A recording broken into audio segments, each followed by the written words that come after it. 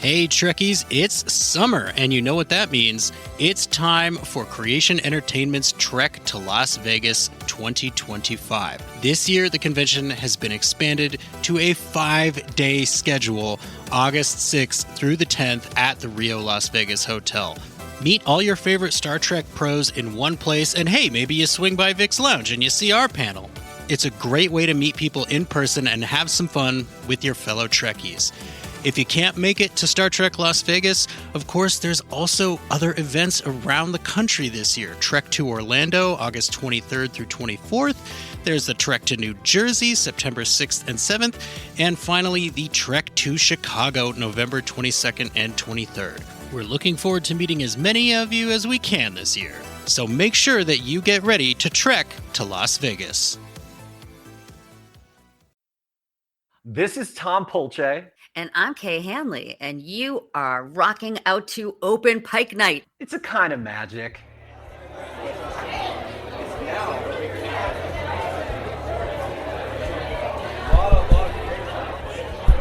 Is this thing on? Hello, hello.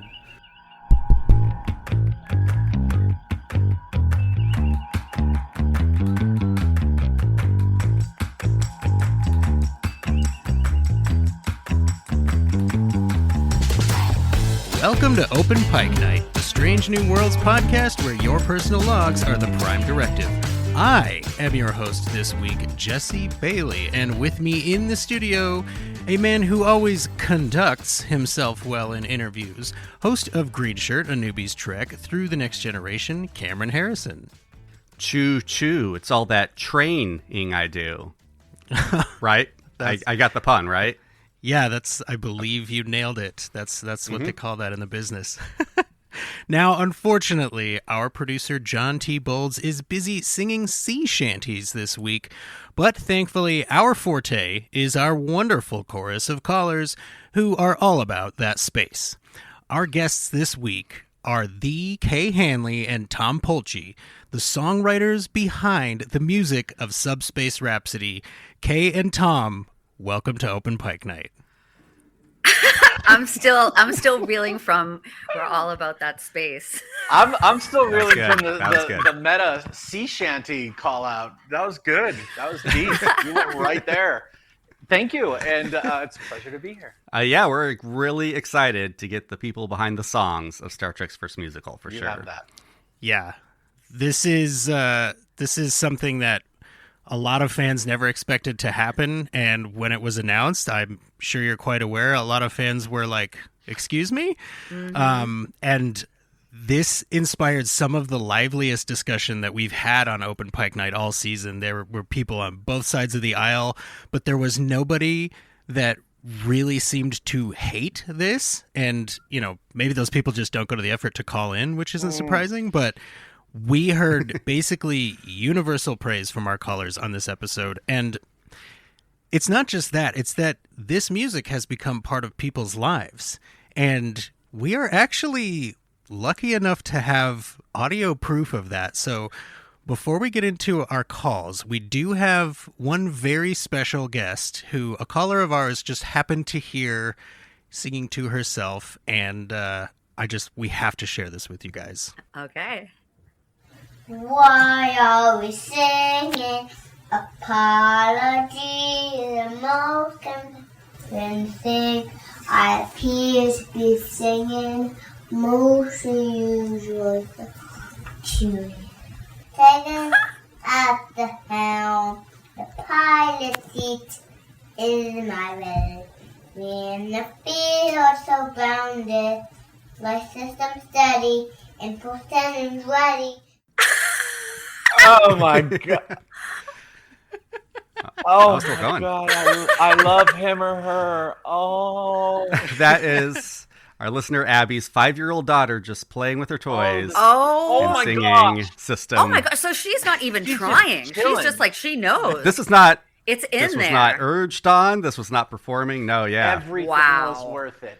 Every minute. I was mean, worth it. we can Trust just me. quit the business now. Right? Oh did my it. god! All the feels just happened for me. That was very sweet. Very, very sweet. Thank you for sharing. Well, there's more because she sings another song, but we'll save that one for the end. We'll close out on that. We'll So bookend listen to it. the very We'll end, bookend folks. it, yeah. That's right. Exactly. Well, let's leave Star Trek for just a moment. We're going to dive deep into Subspace Rhapsody, but we do like to go back into your histories. So, both of you, we can start with Tom because you're on the left on my screen. How did you get the musical bug? When did you start thinking music might be your life, your career? Oh, wow, we're going all the way there. Okay. Well, it was very, very early for me. I did that thing where I was taking out pots and pans at 3 or 4 and making a racket, and at 4 or 5. Well, I think at the end of at Christmas, around 4 or 5, I got this little fake drum kit that had like paper heads, and that night, Christmas Eve, I broke through all the heads, and I was elated initially, and then I was heartbroken within 5 minutes because I destroyed the drum set. And then my parents got me a real drum set during that break, and started off playing drums, and then went to guitar and bass and all the rhythm instruments. So I've been playing since I was a kid. I knew this was my path really, really early on. All right. And how did you, I'm sure it was a long process, but was there a moment you were like, oh, I made it. I'm doing this as a profession now. Like, I am a musician. Well, there are several moments where you may fool yourself with that sentence, but you quickly realize the hammer of life shows you that was all for naught. So I'll let you know when I feel like I've made it, but it hasn't happened yet. That's fair. No, generally speaking, I feel like I have plenty to learn. I have plenty to do, and I am thankful and grateful for all the things that have happened so far. But the whole made it business. I make a living playing music, sure, but generally speaking, no, I don't think like that. You don't want to get too comfortable. No, 100%. What about you, Kay? How did you get the bug? Boy. Well, it's funny. My mom made me take piano lessons starting at about the age of 6 or 7, because I was a good reader. So, and we had a piano in our house, and my mom always wanted to be a person who could, anyway, she made me take piano lessons. I had no interest whatsoever. I was classically trained by this very old man named Mr. Gelletley, and I was terrible at the piano. Like, I had no gift for it whatsoever. And I learned how to read just sort of through, it was kind of just through a war of attrition. It got in there. But that wasn't how I would learn the songs every week. How I would learn the songs every week, I came to find out later, this was actually my gift, was Mr. Gelletley would play the piece for me, and I was supposed to, be reading along with the notes, and then I would learn it. I would practice it every day, and then come back and play it for him the next week. And I would memorize the melody of what he was playing, and I wouldn't read a note. I had it memorized, I heard it once and it was in my head, and I would be able to learn it just by listening and kind of feeling it out. So I wouldn't have to bother with all the reading. Just took so much effort, Sure. So I always sang with my mom at mass, and my mother at one point got like a folk group showed up to play at the noon mass on Sundays at St. Greg's. And it was like 3 people and a guitar, and they sang like Peter, Paul, and Mary. And we were all just like, whoa. And my mom was obsessed, and she got a 12-string guitar, and she learned how to play it. And I started like harmonizing with her. And I would say that's probably when I didn't know that, being a musician was a career. So that wasn't ever in my head. Mm-hmm. But I definitely like harmonies and melodies and lyrics. And I just was really, really into that. I went to school to be a writer. I thought I would go to school to be a writer. And my cousin Greg was starting a band when I was like a senior in high school. And he was like, hey, you want to be he knew that I sang with my mom at like mass and stuff. So he was like, hey, do you want to come down and be the backup singer in my band? And I was like, yeah, I want to come down and be the backup singer in your band. So I did. And then a couple of years later, after being the bass player was like the singer, Greg wrote all the songs. And I was just like, la, la, la, la, la. And a few years later, we showed up to rehearsal together, Greg and Greg had like a new song written and he was going to show it to the band. He started playing the chords and like he had some lyrics written down. I was looking at the page and as he's playing the chords, all of a sudden this like melody starts like I started making up a melody and I was like, what's that? And I was reading the note, reading the words, singing a melody over his chord progression. And I was like, oh my God, I think we just wrote a song. And that was the end. I was just hooked on writing songs. So I've been doing it ever since. It took me about 6, we got our record deal and Letters to Cleo in like 95. So that was like the last time I waited a table. But, I did say to my mom just last week, I was like, so I guess this is my job now. I don't think I'm going to have to find another job. This is 30 years later. Have to go back to waiting tables. Yeah. I don't think I'm going to have to wait tables anymore ever again. Well, who were some of your inspirations? Who were you listening to back then through your like teens and 20s? Well, early on it was classic rock, I'm a first generation Italian American boy. So a lot of Italian songs at the dinner table, singing with the fam. And then, we're in the 80s and the metal's happening. I start getting into that for a second. And then I sort of tapped out of the metal and I got really into jazz, like bebop jazz, and really getting into that a lot. Went to New England Conservatory to play jazz, then to Berkeley to play jazz. And then around 90, 91, people my age started making music I liked again. So I got right back in it and started playing, rock and roll again, playing original music for people my age in clubs. And while still playing, jazz and stuff. And that, eventually turned into my introduction to Letters to Cleo and to Kay and to that whole family. And that's where we came together and started making music in our 20s. Mm-hmm. How about you, Kay?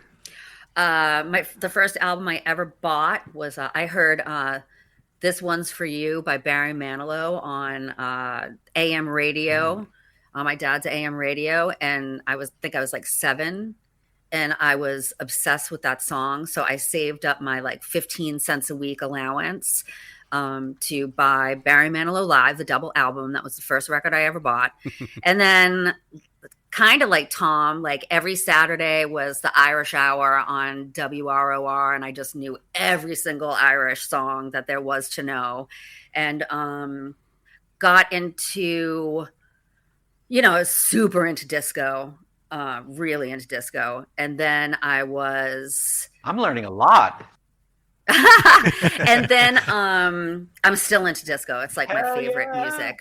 Like nice. 80s disco is like, that's my then I was really into, we didn't have punk rock in my neighborhoods, but we did have hip hop.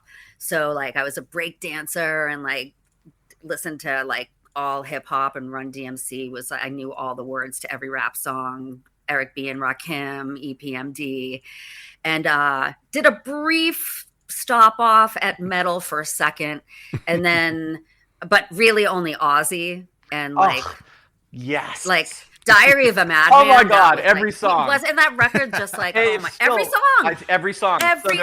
Tom, how have we not talked about this? I don't know. I can play all. We're gonna do take a minute. Duo. Take a moment. I know. That would be so fun to like do a cover, like do that album. Yes, please.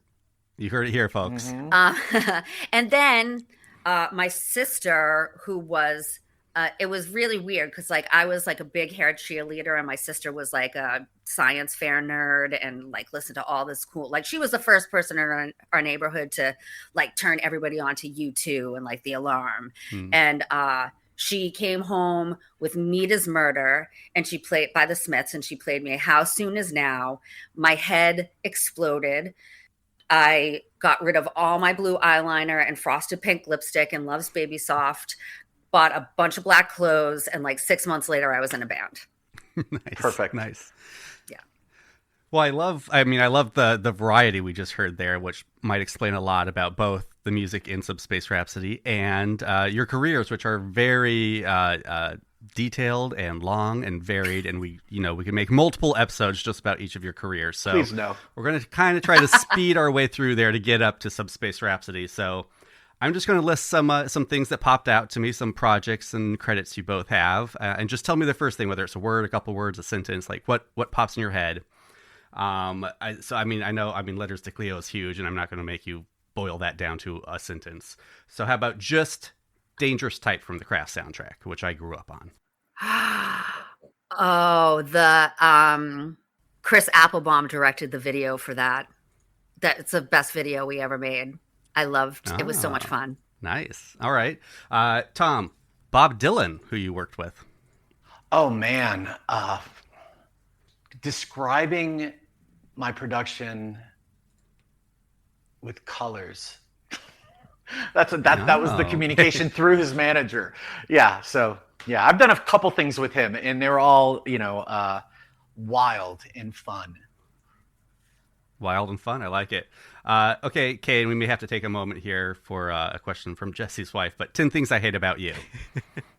Oh, I mean, do you have an hour? I've got one sentence. Yes. One sentence. Sat next to Heath Ledger in hair and makeup for 2 days for the rooftop scene, and the day of the rooftop scene, and he was freaking out, so excited to be in his first major motion picture in the United States. Wow. Sure. Australian accent thick at that point? Yes. Yeah. He hadn't. Yeah. Yeah, when what Cameron is referring to is when I told my wife who we were interviewing tonight, she like lit up and asked if I was joking. She's like, "Are you serious?" And I was like, "Yes, I'm pretty sure I mentioned this." And she said, "No, you said you were interviewing the songwriters from Strange New Worlds." And I was like, "Well, that's who they are." And she's like, "No, honey, that's not who they are. Oh my God." And she walked into the other room and immediately called her sister. And she was like, "Guess what my husband is doing?" And it was like, oh my God. It was a huge moment for this podcast in our household. It was very cool. It was like when you two just discovered that you had similar music taste there. It was Jesse discovering about his wife. Yeah. Amazing. And she was like, she's suddenly like, "Okay, maybe I'll watch that episode with you." And I was like, this is it, you guys. This is the beginning of a new era. So yes, I don't know what to say on her behalf other than thank you. She has you guys on her daily playlist. Oh, that's awesome. You are a staple in her life. Oh, yeah, I'm so happy to hear that. Thank you. All right, Tom, Bowling for Soup.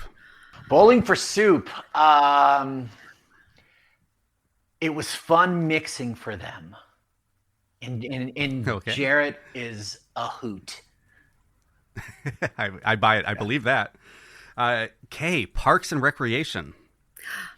Was so shy to be on the set with Jeff Tweedy, and I saw him at Crafty at like 7 a.m, and it took me until 9 p.m. to finally finally make someone introduce me to Jeff Tweedy from Wilco. Tom, Stephen Colbert presents Tuning Out the News. Yeah. I got to write a theme song for that one, and that was a blast. That sounds like a blast, yeah. Yes, yeah. Kate, Doc McStuffins. The doc is in and she'll fix you up. If you're a toy, then you're in luck. It's okay. Don't be afraid. The doc really knows her stuff. Hey! That was my first real job in animation as like a series composer, and I have never looked back. I've been doing it ever since. And as a father of a 6-year-old girl, I have to say thank you. Many of those are on repeat in our house, and they are all very catchy and enjoyable to listen to, which is not the case for all the shows my kids watch. Thank you. We do. We write for the parents. I don't write children's songs. Well, as we heard, many children enjoy the music the parents like, so keep doing it. Right. Tom, NCIS. NCIS. I have been asked to write so many different songs in create music for those guys from every genre. You're getting more than you asked for. You asked for a word, then a sentence. Now we're going into paragraphs. But they were, if I recall correctly, that was one of the first shows where I started in earnest doing music for them. That wasn't score. It was like they needed special stuff, and I got to write several pieces of music with their actors for their soundtrack albums. So that was sort of like an on-ramp into music for television. You are picking out some rando things. It's freaking crazy. But yeah, that was like an on-ramp into this gig. Yeah. You've got like 100, it says 132 episodes on IMDb. A couple, 2, 3. Yeah. All right. Well, I mean, you talked a bit about this, Kay, but I got to say, my favorite one, Vampirina. Oh, wow. Well, we thought we were a shoo-in for series composer on Vampirina, and this Broadway team came in and like stole the job out from under us. It was the same creator as Doc McStuffins. And I was like, I mean, I could not believe that we lost that gig. So it's Diamond and Kuman, this Broadway writing duo from New York, and I know them now and I love them, but oh my God, I was crushed. But we did get to write all the songs for Vampirina's band, the Ghoul Girls. Okay, so that's what you did. That's awesome. Yeah. Awesome. All right, kind of coming to the end, Tom, my wife's favorite, Jane the Virgin. Oh my God. Don't have sex, Jane. There were so many crazy songs they had me write. They had me write so many crazy songs for that one. A lot of the songs were in Spanish. I believe I sung one of them. I actually sung one of them in Spanish. That was a blast. That was, I think, 4, 5, or 6 seasons of them throwing at me every possible thing. It was one of those shows where the characters on the show sang. So I got to write a lot of music for that show, and the asks were bonkers. Not quite as bonkers as a Star Trek musical, but bonkers nonetheless. Good preparation. Yeah. All right, and then Kay, to finish on just one of my favorites. I mean, Star Trek was not the first giant IP you walked into, and I will leave the Shakespearean cinematic universe aside with 10 things I hate about you. But Archie Comics, Josie and the Pussycats. Yeah, loved that movie when it came out. Love it now. What can you tell us about that? Oh my God! Again, do you have an hour? The best. That job literally changed my life in every conceivable way. I co-wrote 2 of the songs on that, but I wasn't hired for my writing. I was hired to be a singer, which has never happened before and not happened since. But I got my first good review in the Village Voice, because Letters to Cleo didn't get like cool press or anything. Like we were never like the cool band. So like Village Voice gave me my first good review for Josie and the Pussycats, and that was kind of cool. Awesome. Well, we do have a listener question that he wrote in for this one. Jason from the It's Not That Bad podcast asks, will there have you ever, or will there be a day when you get together to do a Josie concert? We did. Yes. We did a couple of years ago. Nice. We did it at the Ace Hotel in downtown LA, and for I think it was the 20 year anniversary.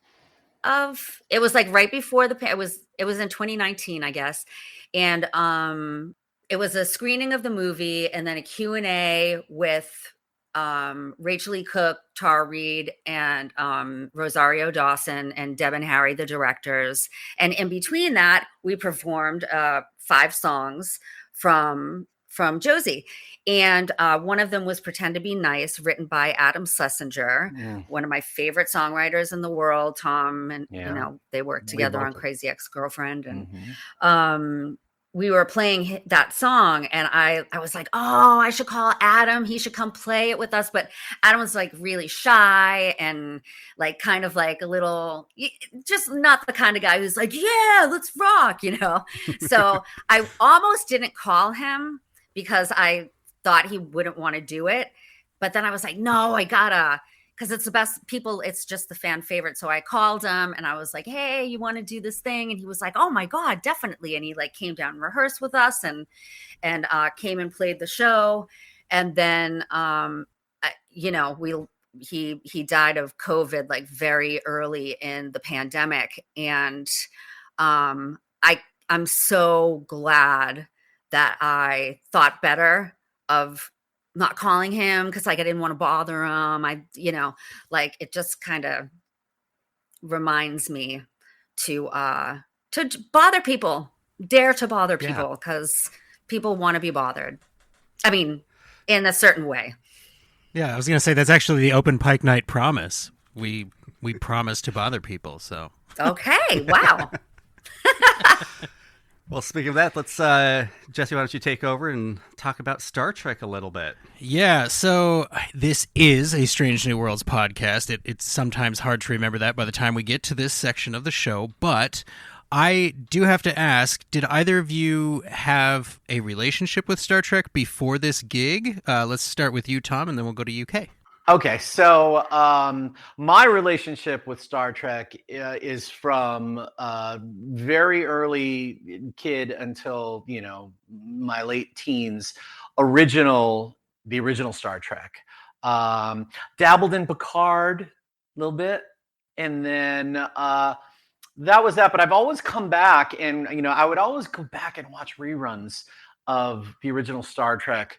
Not so much Picard, but I definitely just went, but there was just something about it. It's like one of those things it's like the Brady Bunch or Gilligan's Island or when Grease comes on. If I'm flipping channels and it's there, I'm like, all right, that's it. I'm going to watch it. It's one of those.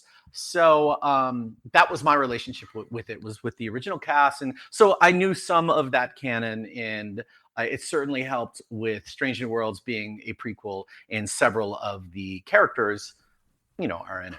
Very cool. Kay, how about you? So I wasn't a Trekkie when we started this gig. I am now.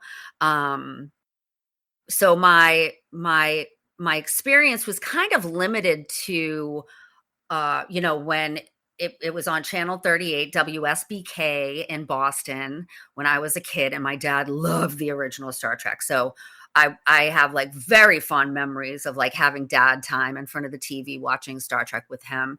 And, I've seen the different iterations of the show. My husband is a Trekkie. My nephew and my sister are Trekkie. Like I have Trekkies in my life, but I was pretty limited in my deep knowledge. I didn't have any deep knowledge of canon. Just I knew the big basics. Very cool. I know that mirrors the story of a lot of our listeners. A lot of people start with Star Trek as a family activity because, when you're a kid, you're like, I don't know if I want to watch, my wife calls it grown-ups talking when she was a kid. She's like, why do I want to watch grown-ups talking? And, it's like, yeah, that's totally fair. But yeah, a lot of people's first exposure was through their family. So with that, Did you start having like friends come out of the woodwork as Trekkies once they found out you had this job? Well, I certainly found out who they were. Some DMs happened like, whoa, what's happening right now? So yes. And so a lot of them revealed themselves to me. And I had no idea that it was going to affect them in the way that it did. So yeah. a lot of the people we've talked to have had that experience. Where like, oh, I had no idea these friends were into Star Trek until I was in it, and then. And we were not allowed to talk about it, so so we couldn't really post on like social media or anything like that we were working on Star Trek. So we had to, when we were writing, like in early days, I definitely was calling my nephew and asking him for cliff notes on, certain characters, certain vernacular and stuff like that. But when the episode came out, I was shocked by the people who were on my Instagram, saying, "This is my," and that Strange New Worlds was their favorite Trek series, and I couldn't believe it. Was very surprising to me, the people who are Trekkies, because I know all the Star Wars fans in my life don't make it a secret. It's you can't shut them up. Yeah, but Trekkies, the Trekkies keep it on the DL. Yes, they keep it on the DL. Yeah. They're more subtle about it. This is making me so happy. And by the way, no offense, Angie, if you're listening to this, I didn't mean you. Or maybe I did. Yeah, she did. Angie's one of our biggest listeners, actually. So hi, Angie. I'd heard elsewhere that you leaned on your nephew a lot for help with the songwriting. Did you have to sign an NDA or anything? Did you have to promise to keep it on the DL for a year? Oh, he didn't need to be told that. He was so protective of this thing. I mean, my nephew Brendan was as I've said before, after he got over the fact that he was vaguely just horrified that they were letting Auntie KK anywhere near Star Trek. He felt very protective of the fact that it was happening. He wasn't he was very curious about wow, this is very. And he had not been watching Strange New World. So actually this got him to start watching it. He didn't need to sign an NDA. He would never. Family secret. He was so, yeah. Sure. He could keep a secret. Oh, she went with it. Keep it secrets. So I know as professional musicians, it's your job to deliver, but did entering Star Trek and doing the first Star Trek musical, was there extra pressure, different pressure? Did you feel different taking on this task? Yes. Knowing or maybe not knowing about the fan base? Well, I think both of us knew, the fan base situation and knew that this was a show with deep, completist fans. And we took this very, very seriously. And I think initially when when I found out that this was a potential thing, when we discussed the possibility of a Star Trek musical, my head exploded, just like everybody's head exploded when they found out a musical was happening. It was a moment of pause. It was pause button, breathe, come back to it. So yeah, man. Come on, it's such an audacious cuckoo pants idea. Come on. Yes, all the things. Yeah. Oh, was there any hesitation in taking it on because of that, or did you just jump right and be like, "Oh, I have to be a part of this"? No. The only hesitation was the initial acknowledgement of the cray. Then you need to crush this if you're going to do it. You cannot. This has to be everything, because it's going to be taken to task. And my goal is going to be to convert some of these diehard Trekkies into being open to allow a musical to happen in that world. And we can go to some Reddit threads and understand that there are some people who will never be converted, but that's okay. All that's expected. But the short answer is, it made me. It was an audacious thing. There was only trepidation in that I knew that it had to kill. We just had to kill this thing. So that's really cool. We heard from more than 3 people, at least, on our episode covering this, that went, not a musical fan, so I wasn't excited for this. I think I might be a musical fan now. Or, normally I set a really high bar and I was not prepared to like this, and it turns out I love it and I've downloaded it all. Yay. So you have absolutely achieved that goal. And Amazing. since you just are so good at telling this story, Tom, it feels like you already answered our first listener question. So what we'll do is we'll play that question and then we'll toss it to you, Kay, and you can give us your reaction. All right. This is Zoe Richardson, captain of the USS Cinema and host of Backlick Cinema, the podcast. I'm really glad that you were able to get Kay Hanley and Tom Polce over to the show. They made such wonderful music, and I don't know what questions to ask. I guess the main question I would ask is, when you were approached to write a musical for Star Trek, what was your reaction? Was it like, Star Trek? Because that would be my reaction. And I just love all the music and the different styles of music and how it was both new and familiar at the same time. It's one of my favorite musicals now. I gotta tell you, me and the crew of the cinema, we really loved that. And we was trying to find the anomaly that allowed that to happen. But instead of having the musical dimension bleed out into our universe, we were trying to send an excursion into a musical universe. The problem was that it was a death metal universe, and at the end of the day, there were people drinking blood, there were ritual sacrifices, and I had a stellar cartographer bite the head off a bat, and we definitely had to get out of there. But the crew got back. We all got back safely. Everything's fine. I just want to say, good work, guys. Great episode. Richardson out. I feel like we just Wow, we went somewhere. It was a journey. and there was like a weird Ozzy thing in there with the head, the bat. Yeah. I head know, thing. with the biting off the. He always creates this audioscape when he calls in, does Captain Zoe. He's very immersive. I Yeah. was mesmerized by that, and then all of a sudden we were like in some narrative. I did not see that coming.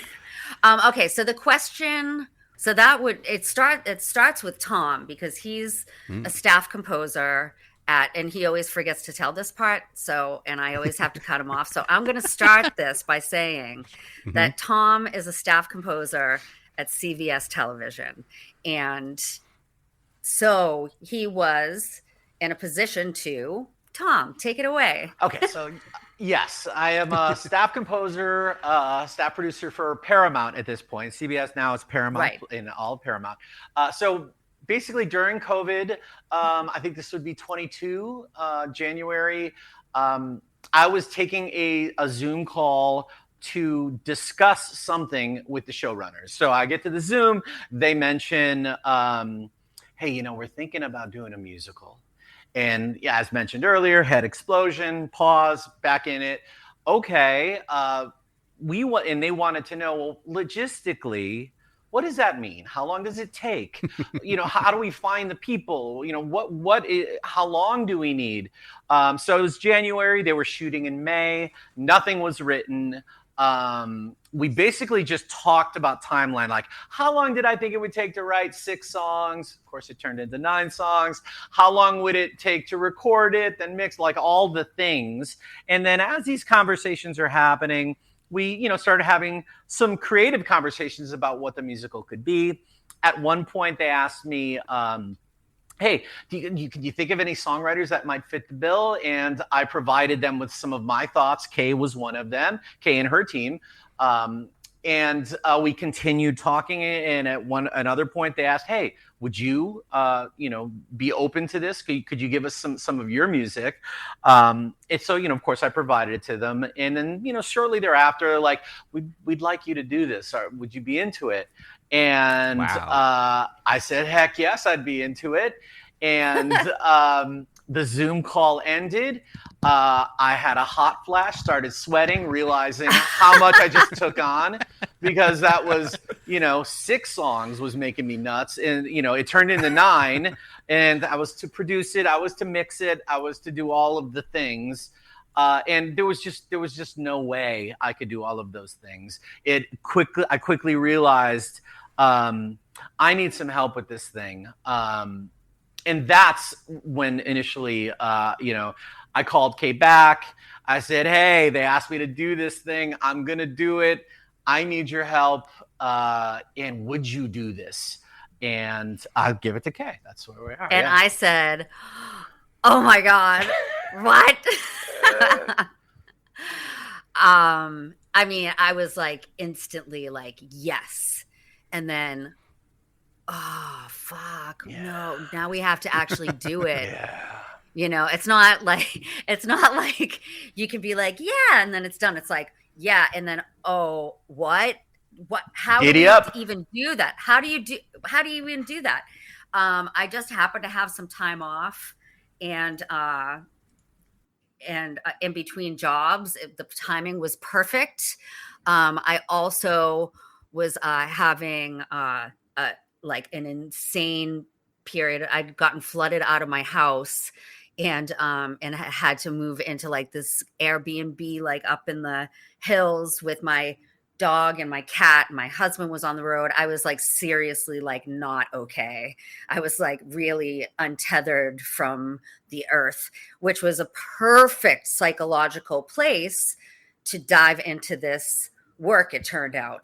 And I literally lost my mind by the end of it. And like I just lost myself in this project. I really, really did, in a way that I've never come close to losing myself in a project the way I did in this one. Same. It was a lot. It was a lot. Sounds like a lot. Like in a great way, in an overwhelming way, in a beautiful It was way. really emotional. It was really, I mean, not technically, it was hard to pull off, obviously. And there was a lot of like, I don't usually do research for my songwriting projects. For sure. And I mean, sometimes I do. That leads perfectly into the next question. So let's go ahead and hear from our friend Platty. Hey, Open Pike Night, Kay and Tom. This is Platty M3 calling in to talk about Subspace Rhapsody. First off, thank you so much for doing justice to Star Trek songs. I grew up listening to a silly British parody band song called Star Trek and Across the Universe that I managed to tape off the radio as a kid, and my family and I still reference to this day 40 years later. Thanks to y'all, though, my kids will grow up knowing much better songs. My youngest still asks Alexa to play him I'm the X a few times a week, usually whenever he has to go and clean his room or put away laundry and he's going to be in there for a bit. In fact, I asked my little 7-year-old today if he had any questions for you, and I'll pass them on, but they're kind of questions I think I need to sit down and answer him as a dad. He is fascinated to know why Nurse Chapel broke up with Spock, and he really wanted to know why she was so happy while singing the song where she did that.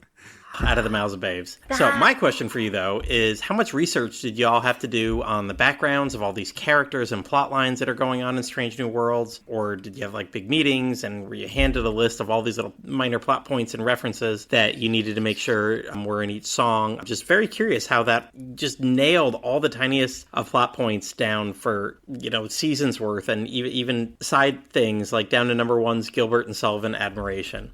Again, thank you so much for joining Open Pike Night and for bringing all these awesome songs into our strange world.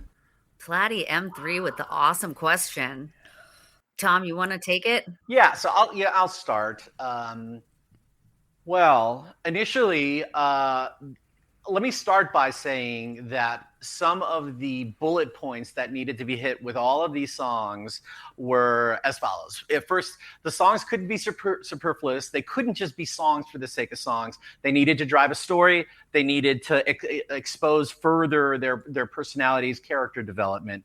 It was really important that it just wasn't a bunch of songs with jazz hands. It needed to be emotional. The showrunners made it very clear to us that they actually said this sentence: we want people to cry. That was the directive. Like, we want people to cry.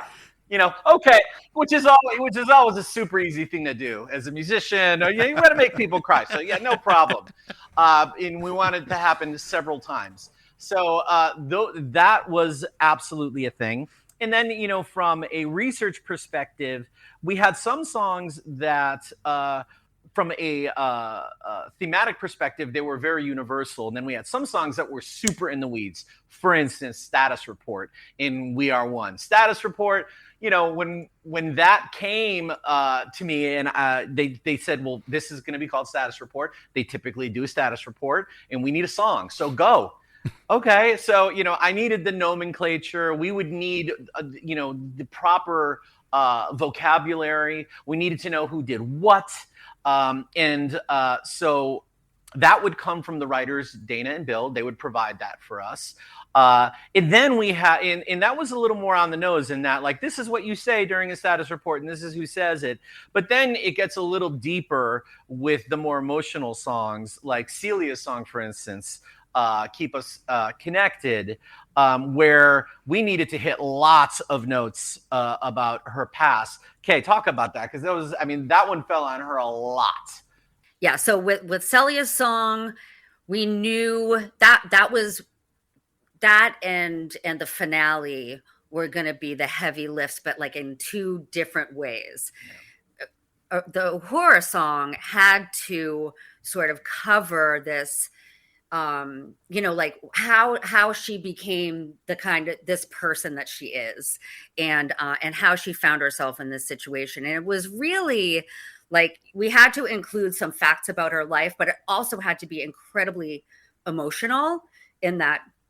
And so, you know, we knew we wanted it to be like a very, you know, like a barn burning ballad kind of thing, but it couldn't be treacly. You know, it was like we had to tick a lot of boxes on this. And it turned out we ended up, they gave us just enough information. I actually did have to go back, and I got some of the facts wrong in the first draft.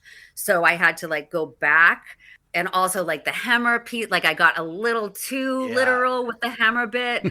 And, yes. You know, like I watched him die. It wasn't shards of light. It was like, it wasn't shards of light. It was like, I watched him die and stuff. I was like very literal. And so we kind of had to like pull back on some of like the factual stuff.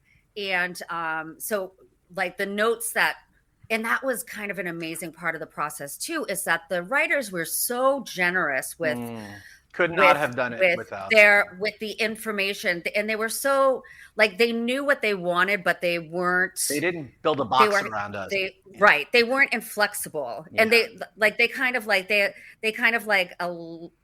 allowed us to like, they kind of like threw the song briefs around us like a loose garment, you know, like we didn't have to, you know, they didn't like nail us down to, you know, we were able to come up with stuff like I'm the X, like we came up with that because they really didn't, they just wanted to know what Spock would do in this situation.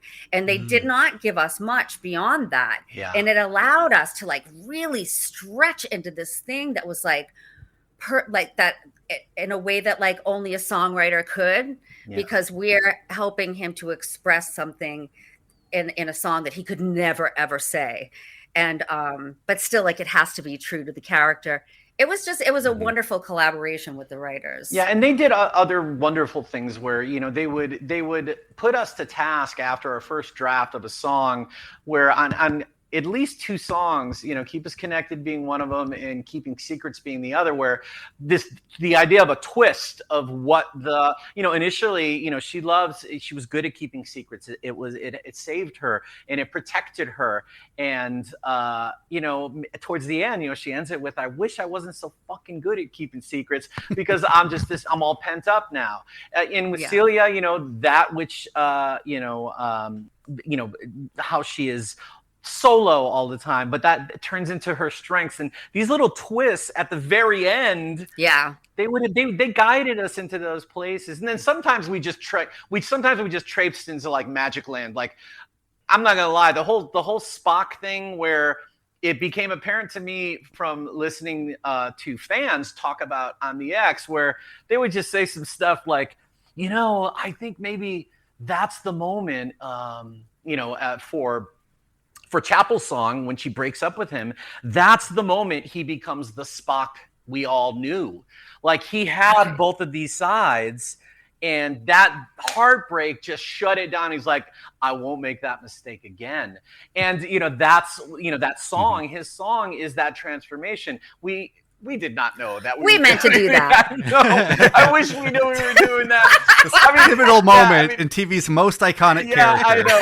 But, I was like, wow, we did that. And then some things we did. You did some things we did mean to do, like trying our best to figure out how to express Spock in a mathematical way, with, I solve for Y, but ultimately, those things. I mean, super proud of all real those quick things. On that, our producer John, who's not here, would kill us if we didn't delve into that lyric, especially. It's also one of my favorite. I mean, did you start with it? Did you go like, oh, this is a great lyric, let's start here? Or did you was it iterations? How did you get to one of the most clever lyrics of music history? End of it. Oh my God. Guys, it's so you. good. Oh my God. Say that again.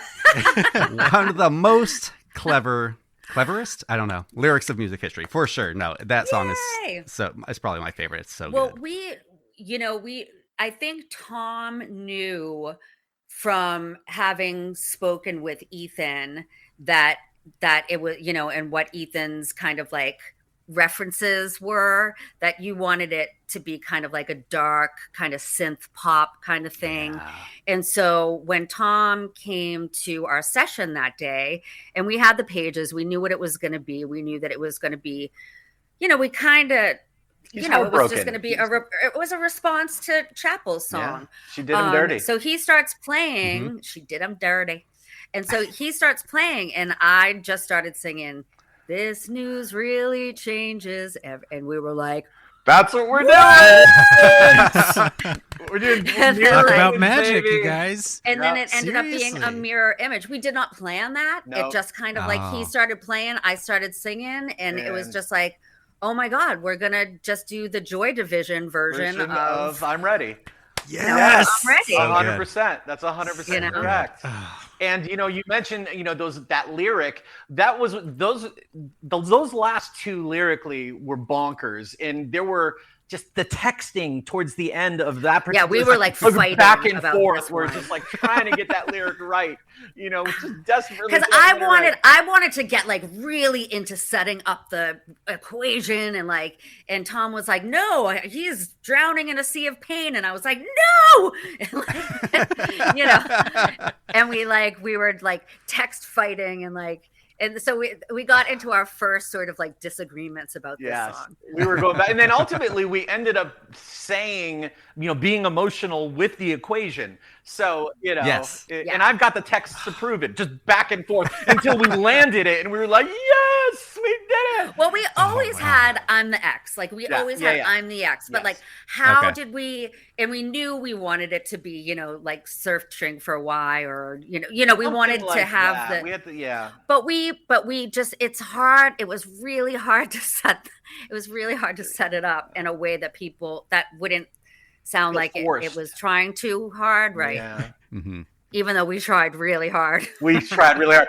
I have to mention though Ethan, because he was one of, when I first initially I had to fly out there and meet everybody and figure out who could sing, who wanted to sing, what their skill sets were. But Ethan was one of those guys that came in initially and the first thing out of his mouth is like, I'm not a singer. I'm like, okay. So, I'm sitting there with a guitar. We're talking about his influences. What does he like to listen to? And we start singing and he just opens his mouth. He starts singing in this luscious, like black velvet painting of a voice, just starts going and with that D. And I'm like, baby, you could sing. He was my big surprise of the episode. He was all of us. When I reported back, so I had met with everybody and I assessed, and it was for Kay and I assess, to one, just get the temperature of everybody, and I'm happy to say, and I'm sure you can tell.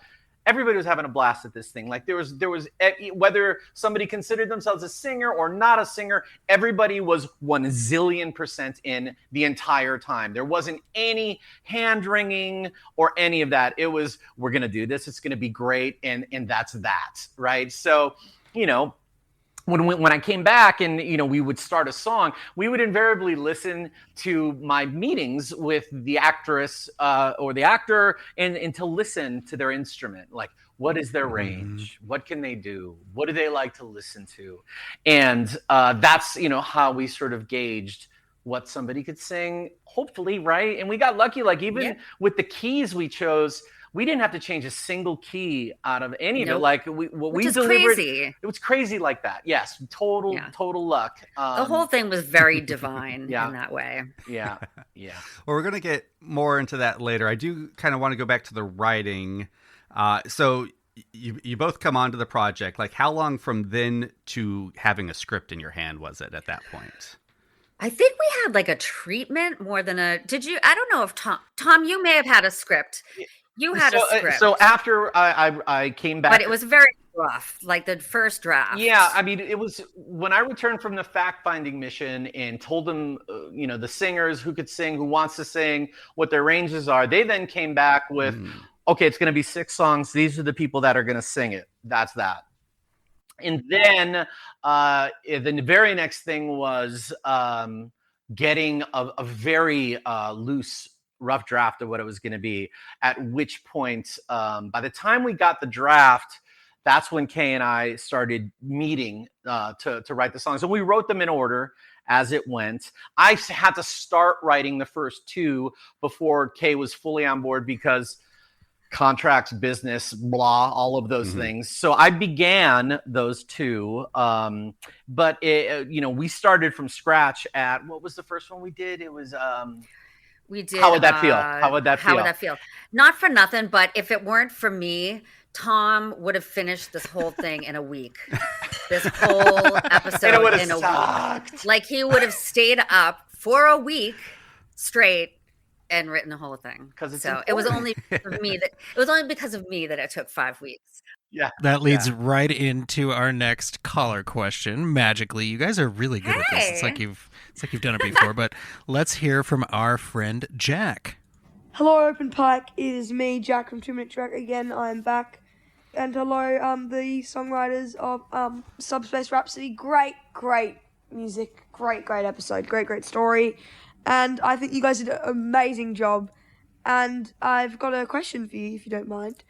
I'm wondering roughly how long it took to write all these songs, because I think they all fit in really well with the story, and they all sounded really good. And also working with the cast of Strange New Worlds and their vocal range on what they could sing. But I think you guys did a really good job, and I hope that you enjoyed it, and I hope that you're enjoying your time on Open Pike.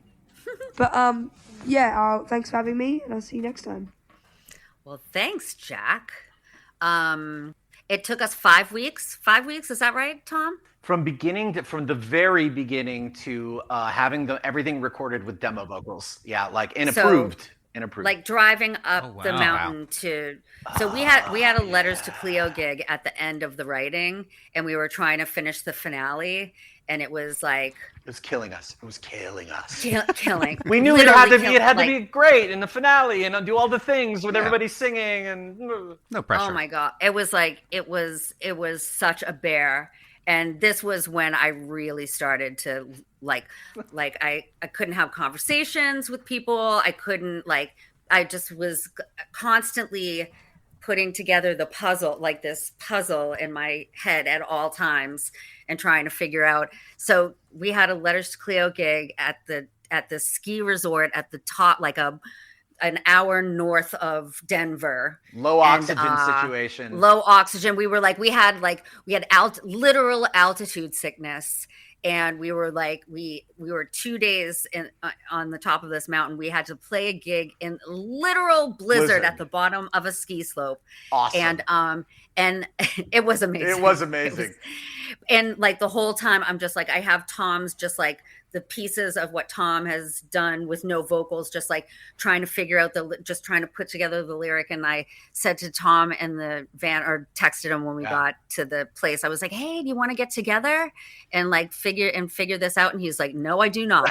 And which I really which I really respect, because boundaries, you got to stop. Sometimes you got to stop and then start again. But I couldn't. That's how you keep collaborations alive. But I couldn't stop. So I finally just like put the whole thing together in my head. And when we left to drive back down the mountain, I was like, Tom, I got it. Yeah. I got it. She was like angry and joyous all at the same time. I felt like she was going to punch me in the mouth or something. It was amazing. It was amazing. I wasn't even human at that There's point. Nothing left for either of us. I mean, we were just Klingon. Just depleted entirely in every possible way. So, so 5 weeks. And then our demo singers were singing. Yep. Now I don't know if this is just part of the process for me was like, usually when I do a songwriting job where someone else is going to be singing, like I usually sing the demos, but in this case, it was like we had these, because Dom had gone and clocked the actors' abilities, and like we had their ranges, we had, samples of their voices, and especially with Celia and Christina, who are like, have these big stage voices. Like I was never going to be able to write the songs for them that I wanted to write if I was singing the demos, because I just don't have that instrument that they have. So we had these two incredible demo singers, that Sarah Mann and Brianna. Shout out Sarah and Brianna. Brianna Gibbs, who did our demos for the actors. And it was so freeing to not have to rely on my own voice for these songs, because I could never sing the way these songs are. I could just never sing these melodies, and I have the voice memos to prove it. Yeah. Yeah, we've got all these songs, not just voice memos, but like our writing sessions. And tell me there'll be like one of those box sets with the old, with the demos and everything. I want it all. Yeah, if there's anything you guys feel comfortable sharing as far as like a screenshot or a little clip, send it to the email you've been corresponding with, because our fans would love that, and I know they would be eternally grateful, as would we. Oh man, we've got I will go through them. I'll go through my voice Maybe we memos save that for the box set. Who knows? Right? Oh, sure. A tease. Just give us a tease, though. Yeah, make people want the box. Well, I'll go through them. I'll give you one interesting thing as it relates to stuff that didn't make the cut. Mm-hmm. So the Klingon moment, in We Are One.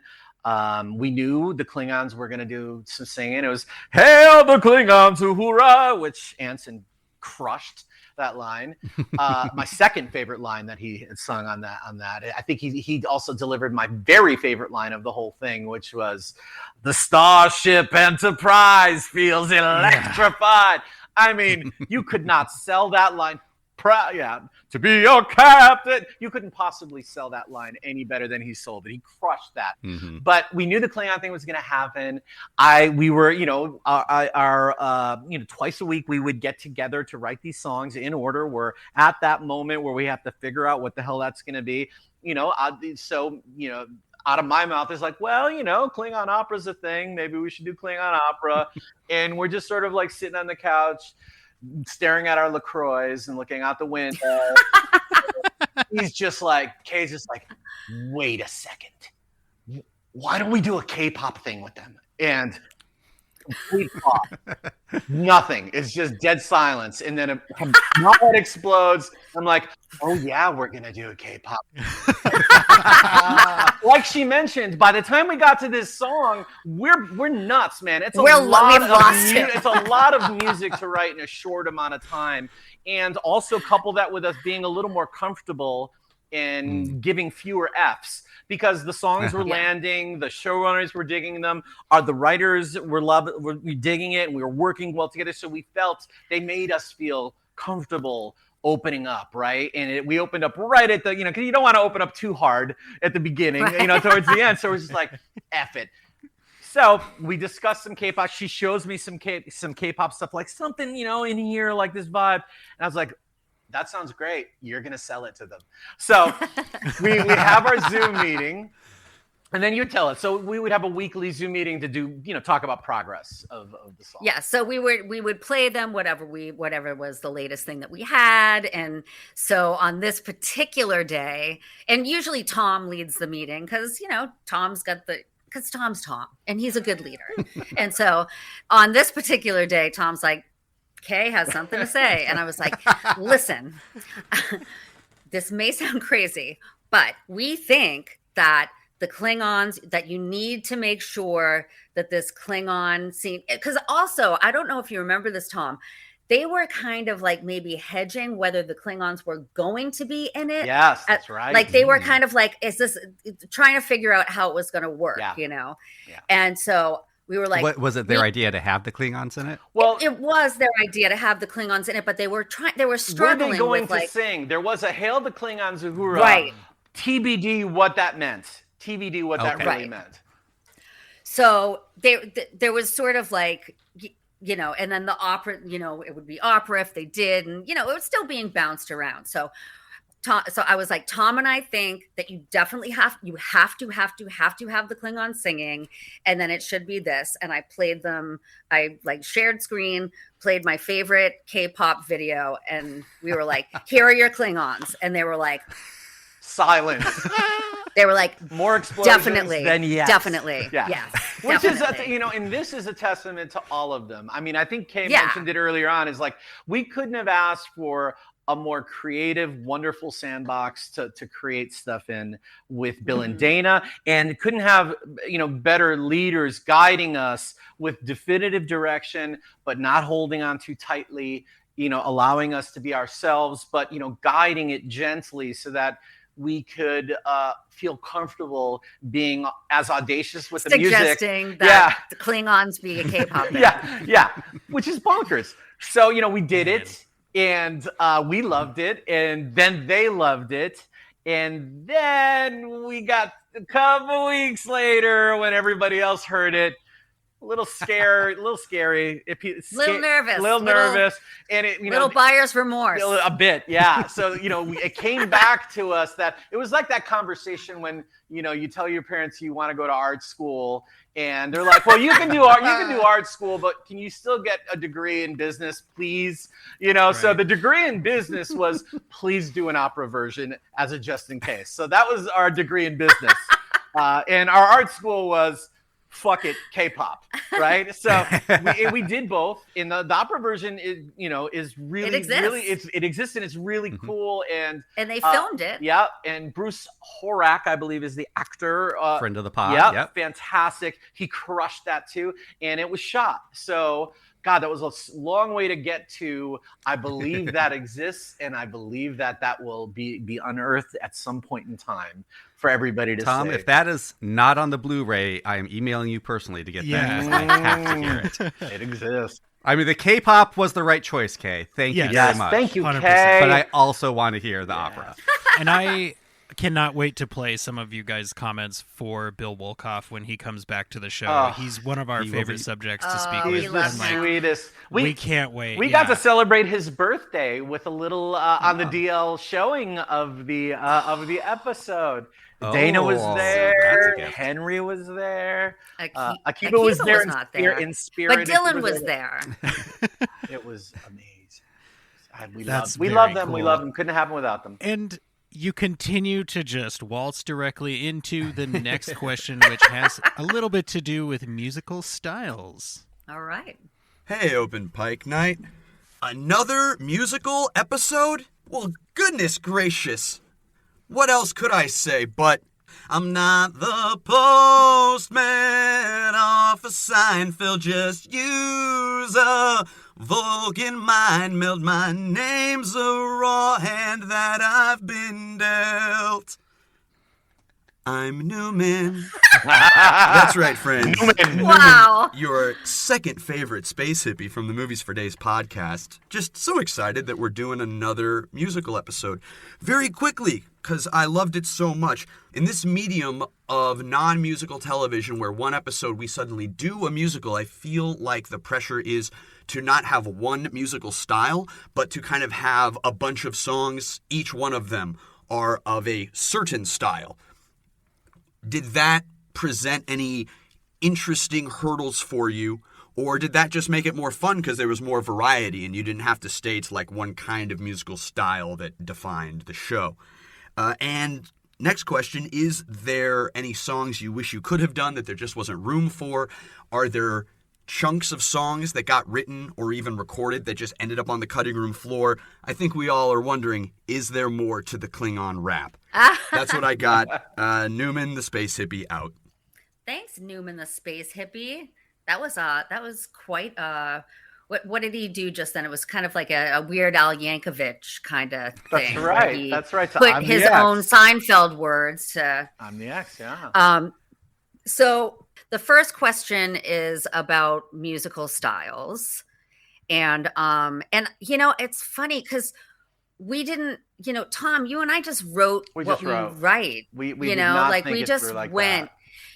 And the thing is that, in the script we knew if something was, we never had to go rogue or anything or, figure out what. Except for the K-pop thing, which was completely wrong. Except for, right. But other than that, right. no. 100%. Yeah. Or like, yeah. I mean, we took a couple of crazy liberties like that, or the Gregorian chant on Keep Us Connected. Yeah. So, but for the most part, like Tom and I have been writing together since we were in our 20s, and and we've been playing and writing together. So like we just write how we write, and they came out the way they come out. I mean, I didn't realize at the time that Tom kind of had like a roadmap for like a couple of the songs, but for the most part, Tom would come in with a guitar part and like a just like a little nugget of a verse, or like as Tom likes to say, a little nug, and like a little melodic bit, and I would and then we would just go singing at each other, all the things. Yep, singing, and we would get together every time, like every couple of days for like 90 minutes. Yeah, that's it. Doesn't get better after that. Like 3 LaCroix a piece.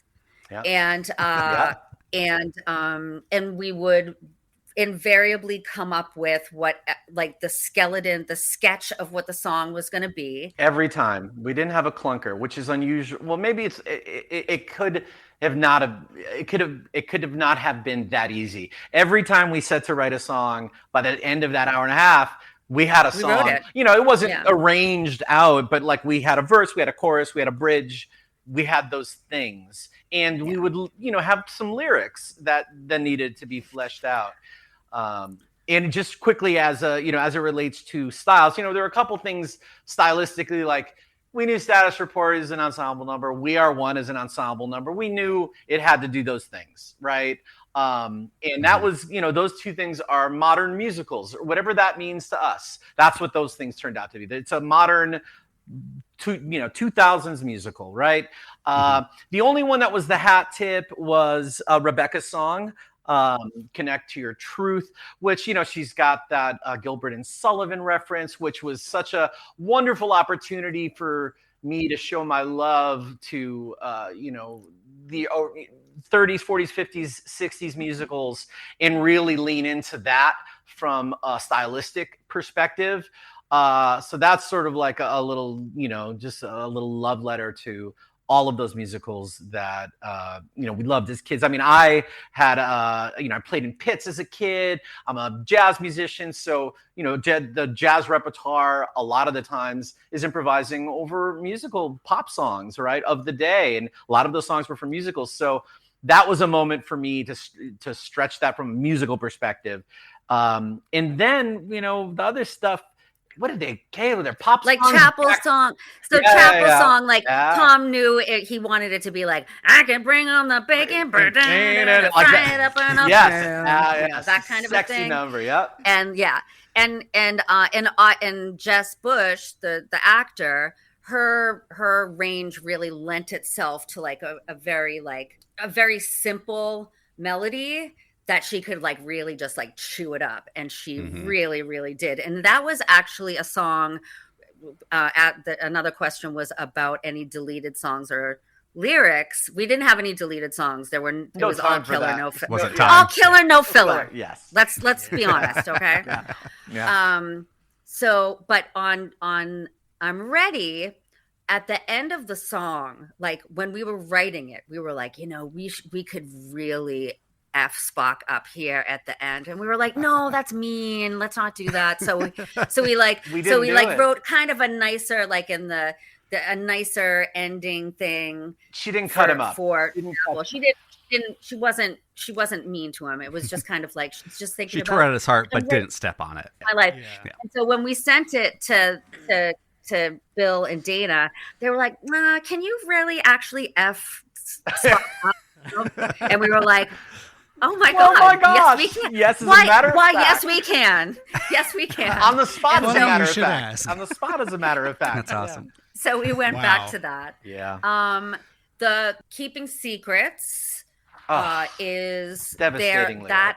That is a longer song in on the soundtrack. Yeah. They cut out the second verse. Yeah.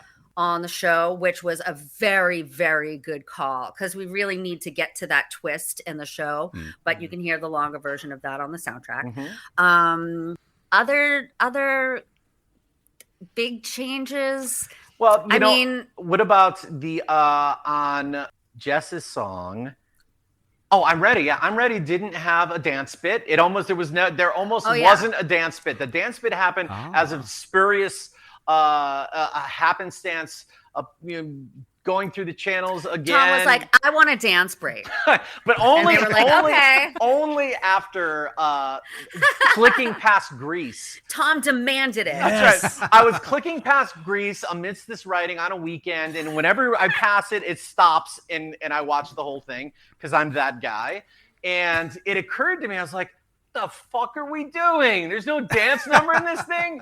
And I think we pitched it at our next meeting. I was like, look, they're already in a bar. Let's just do it. And I mean, there was nothing rogue about that idea. Everybody was just like, duh. Yeah. Why wouldn't we do that? Let's do that. And that's what we did. Yeah. She's in a white jumpsuit. It's Grease. Right? Just make it happen. Yes, do it. So if you had stumbled across Sweeney Todd, it would have ended very differently. The episode. What I love about that scene is that they don't have anybody like dancing like woo, like they don't have any like real like choreography. Like they all dance kind of like nerds. Flow in it. They dance like it's very authentic because none of them is going to be out there like boosh, doosh, doosh.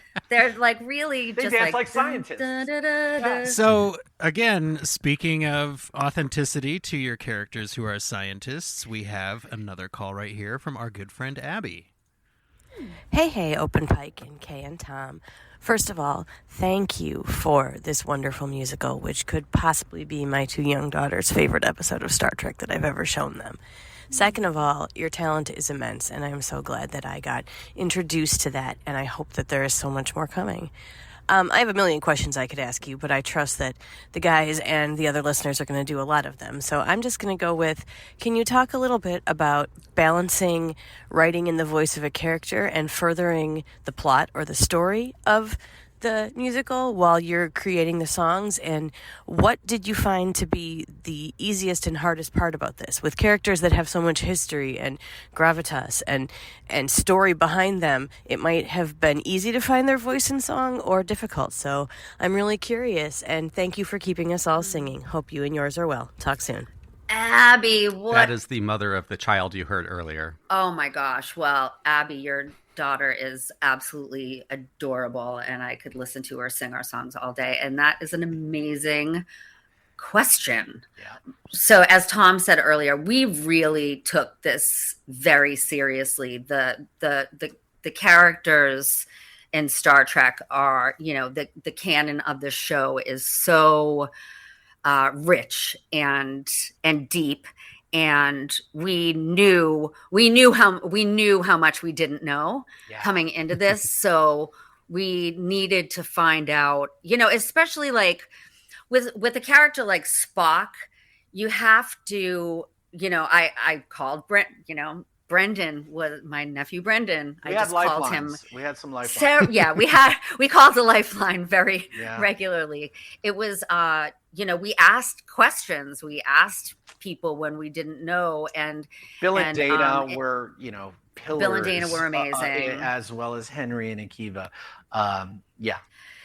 When it came to Well, I always come back to the Uhura song because, like I said, we knew that was coming, and it needed to accomplish a couple of it needed to accomplish a couple of different things, but it also needed to be incredibly emotional. And that's not something you can just like pull out of you. You can't just make people cry. At least I can't, I'm not.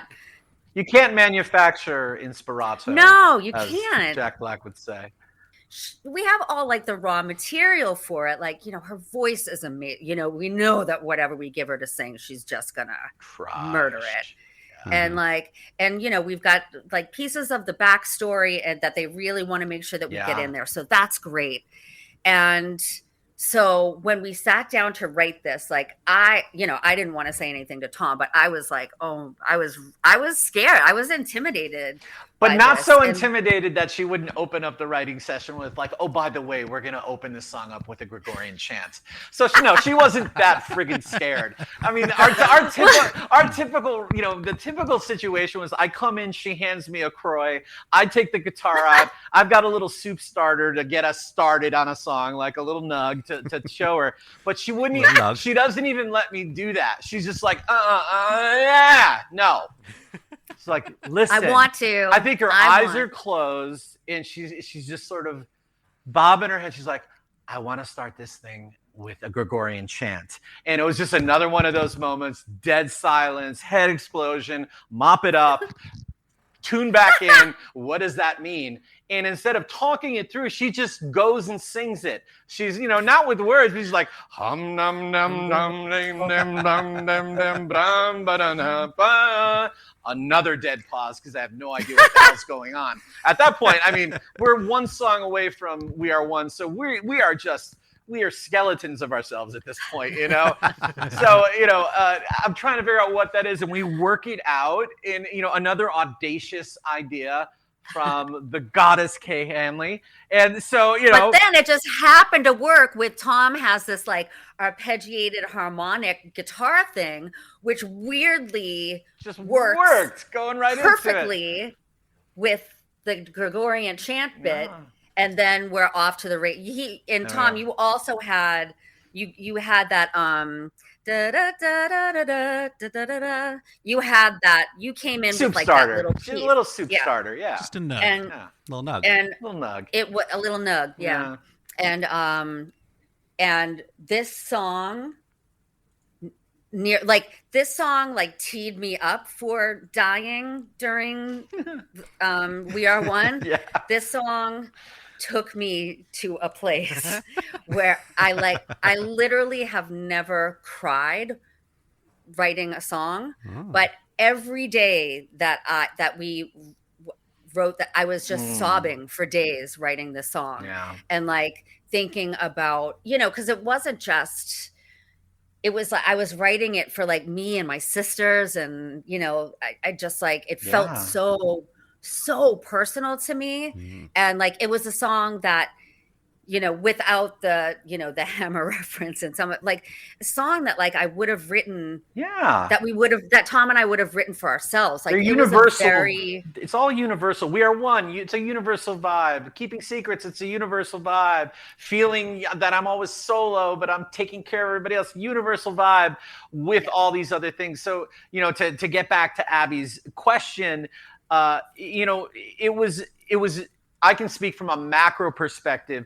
It was incredibly important, and it was absolutely part of the plan to make sure that these songs, yes, were emotional, but that they exposed and enhanced what we knew about these personalities. So they, it was character development, and I feel like we really achieved that, and I'm very, very proud of that. Mm-hmm. Did when you met with the actors, did they offer any suggestions for their songs or their stories told in their songs? Some did. Christina did. Christina just jumped right in. She was like, "Well, what if it does?" She didn't. So it sounds like her. What if it does this? What if it does? Yes. And I was like, right? Yeah. Well, her. So when I met her, as I mentioned, I met everybody. Christina, she was also a catalyst for the musical episode. I know Akiva was thinking about it. I know there was some rumblings about it, but Christina was really pushing for it. And when I met with her, like her, of course we have no idea of what it's going to be about.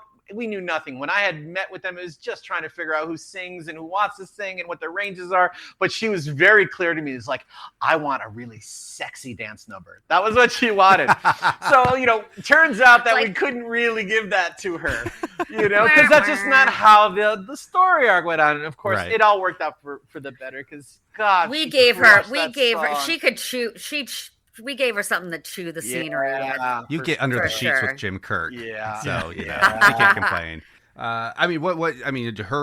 She's got her own musical career now, which was certainly springboarded by this episode. No, she's always had it, vice versa. Even before. Yeah, she's. I heard that she took this. Someone told us recently that they heard that she took this role to kind of further her music career.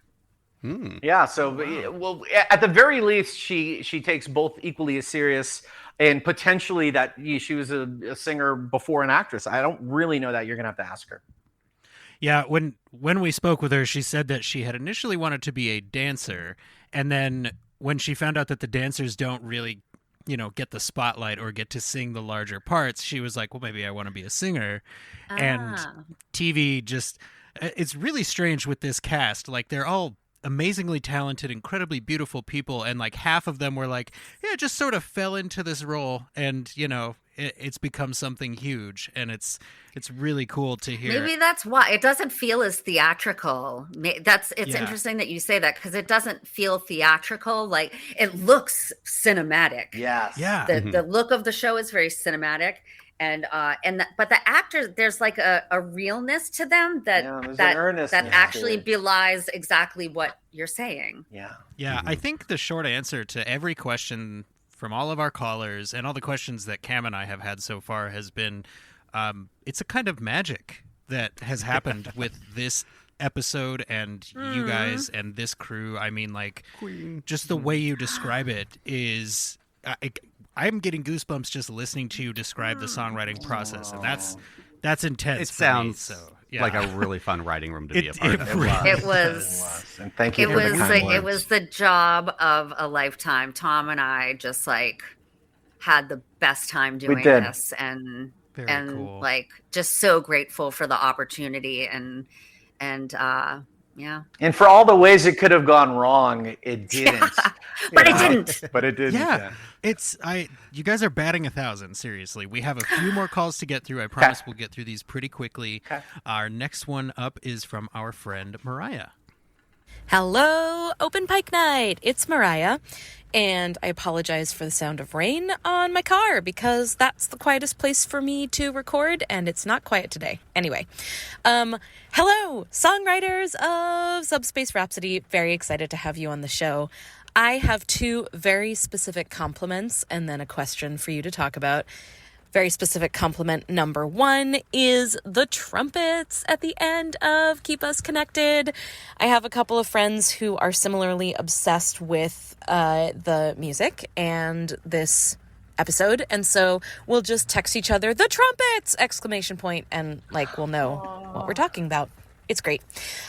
Second very specific compliment, sensational, ovational, or the boldly explorational crew of the Enterprise. I have laughed so hard over this, and it's just such a Broadway moment where it's this big finish and you're making up words and you just have to make it rhyme.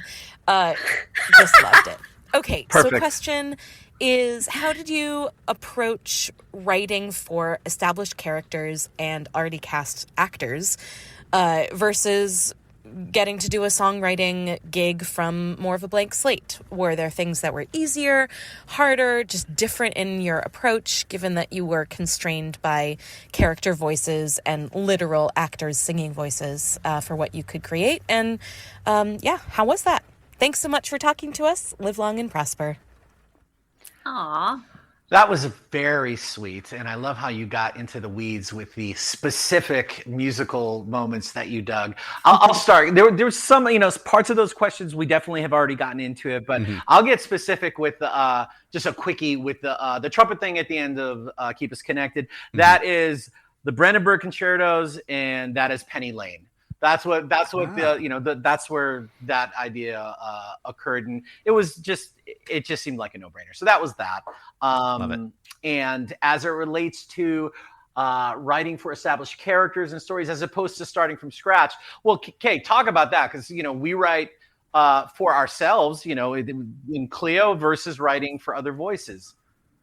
Writing with a blank slate I'm done with that. I don't it's like harder. it. It can be harder. It's so hard because, and this is I've been, Tom and I both have made our way in different lanes into television. So I write for animation, and he, does all of his magic over at Paramount Television. And I absolutely love having a script in front of me where it's like, words, character, story. And then right here's the song. Here's where the song goes. This is who's singing it. It needs to move the story from this part to this part. Go. Yeah. And that to me is the ultimate creative expression, because I'm working in the service of somebody else's creative vision. I have no ego in it whatsoever, because it's not about me. I don't have to worry about what I'm saying about myself, because I'm in character. And so that is I love writing to script. It's where I'm my best. It's where I'm my most fearless, my most expressive, my most creative. And then I get really like this when I'm writing for myself, because then all of a sudden I'm afraid of saying too much or saying it the wrong way. We got all of our baggage. Yeah.